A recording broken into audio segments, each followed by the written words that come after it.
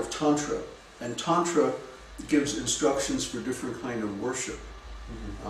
So, for example, if you have a temple with a deity, and you're doing different offerings to the deity, then you may use, you know, different mudra forms, and you know, to give the offering, or to, you know, to add, for example, when you ask the Lord to fall asleep, you use the, you know, the perfection mudra, you know, and there's many mudras. I don't even know all of them. I mean, there's just too much to know, because that lifestyle or that process is not really suitable to our age. I don't know if I should get into the whole different processes for different ages thing, but just in a nutshell, processes like silent yogic meditation, elaborate temple worship, and opulent sacrifices and ceremonies and stuff like that aren't really appropriate to this age. They can't be done properly because we don't have the circumstances, we don't have the knowledge, the training, the background, the culture, the wealth, the situation. I mean, it requires a certain situation that doesn't exist now on this planet. So there might be a few people here and there that can perform those processes properly. But what's the meaning of a form of spiritual life that isn't available to everyone? If it's not universal, if it's not accessible to the majority of people, well, what's the value of it? You know, if it requires specific conditions that are so rare and so hard to achieve that, you know, 99% of the people are locked out of it, then, you know, we don't want to start another elitist cult. We want something that everybody can benefit from. Everybody can chant. And if you can't chant, you can hear.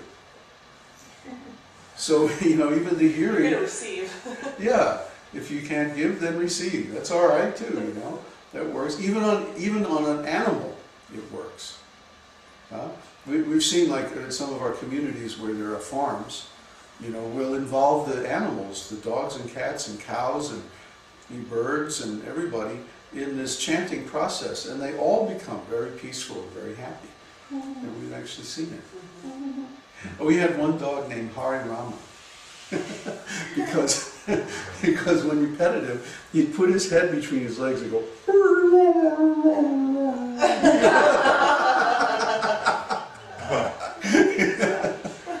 He was great. So, then, Dana, you had a question? So I had a question about, well, what about then conscious co-creation, like conscious conception? If you're elevating procreation for a greater purpose, well, how does that work into just... That's really cool. If you can do it. It's not just a physical, you know, fulfilling a physical need. Well, family life should be spiritual. It should be done for the purpose of elevating that soul, you know. In fact, there's a whole process of how to bring in a really first-class soul. It's called the Garbhadhan Samskara. Garbhadhan means giving the seed, right? So there's a whole process where you invite a Brahmana priest. First of all, astrologically, you have to find an auspicious time. And then you do certain meditations where you get in touch with this soul that you want to bring in, right? And then you make a ceremony. You invite all your friends. You have a big party. Feed everybody. Everybody's really happy, right? And at the appointed time, you know, the couple goes to the wedding house. And I mean, that's actually a Vedic wedding. Then the wedding is consummated at the particular astrological time. You know, so it requires a lot of knowledge and a lot of piety, but the good intentions behind it are the key. If you're setting your intentions to do these things, is that setting it already into motion? Oh, absolutely. So that those things are just unfolding before you in the intention to co-create a conscious conception. Yeah. How could you do it otherwise? Right. Well, it's fortunate in the Vedic culture. If you go to India, to the traditional villages and families, they still do a lot of these things just because of cultural reasons. You know, just like, you know, something borrowed, something blue. You know, why do we do it? Who knows? But it's a custom. So similarly, in Vedic culture, there are a lot of things, like we were talking last night about the food. In Vedic culture, the food is automatically a balanced diet, and you don't have to know why it's balanced or how it provides all the needs for the body, but just because of the culture, you automatically get that benefit. So a lot of that is there in the Vedic culture in the traditional way, you know. But kids want to know, especially, why. Why do we do it this way? Why do we chant this mantra? Why do we do this ceremony at this time? Well, you know, it's good to know. It's good to know, and we should know these things. You know, so it's like people get fed up with religion because they ask why, and people say, "There's no reason why. It's just the way it is." Well, that just means they don't understand. That's all. So we should always have an explanation or a source for that information. Why do we do it? You know, why do we have to make Bring an more intention? meaning to the enactment. Yeah, yeah. Meaning is the key to fulfilling life. You know, life without meaning is meaningless. Well, not the most profound thing we've had today. So let's see, was there a question on the chat? Did I miss? Let me check it out here.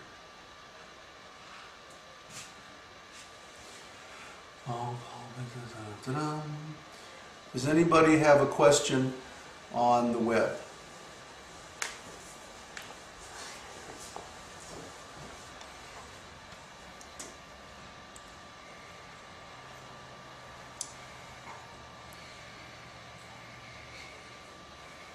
Did we fall from the spiritual world to material once, or is this repeating? Okay, that's a good question. We fell once, and now we're dealing with the consequences of that fall, which are many, many births in the material world for a long, long time until we finally get it together that, I don't want to be here anymore. You know, so when we fall, actually the question of how we fall to the material world is kind of irrelevant, because here we are and now we need to get out. Yes, and once we get out, we don't fall back in. That's right, Peter. In fact, it's stated in Bhagavad Gita that once someone goes to the spiritual world, they don't come back. If they actually get enlightened, if they really get full, complete enlightenment, they don't want to come back. Why would you? I mean, if you had lived in the slums all your life, and then you got your life together and you were able to move to a nice place in the suburbs, would you ever want to go back? Why? Huh? If you get out of grade school and you graduate and you go to high school and college, would you ever want to go back to grade school? Why? What's the point? Similarly, when someone goes to the spiritual world, they've already learned all the lessons there are to learn in the material world. But why would they want to come back again? There's no reason for it. There's no gain. So, no, we won't come back from the spiritual world. So, okay, I would like to take a short break. I have one more question. Oh, one more question, Carol. Is there Kathy. It's okay. Is there an optimal number of chants to do when you're doing your? Is it 108 for the beads, or? There's 108 beads on the string. Right, but is it 108, or should you do 216 or? Yeah, you can do as many as you like. Oh, okay. Basically, you should do a similar number each day, and then gradually increase until you feel satisfied. Oh, I see. Yeah. So the point is not that we, for example, you won't take up all your time with just chanting. The point is to reach a place where you feel cleansed, where you feel satisfied spiritually, right? And then you try to chant that much every day as a regular daily routine. Okay. And like I said, at some point you're going to say, okay, I'm ready for the big push. I want to really do it. I want to get there, right? And at that point, maybe you take a retreat, and then you chant all the time, until you make it, right? But that warm-up, that getting ready, that preparation of chanting as a daily routine for some time is really necessary.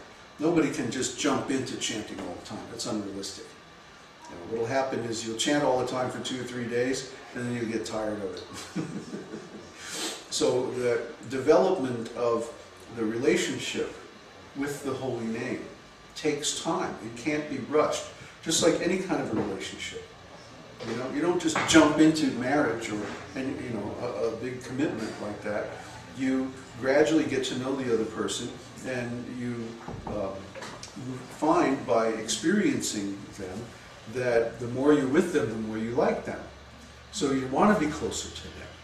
So it's the same with the holy name. In the beginning you try a little bit, and then, okay, that went all right, I'll try some more. And gradually you increase more and more, and you find that the more you increase, the more you like it. So you just keep increasing it more and more. And then finally at one point you say, okay, I trust this relationship. This relationship is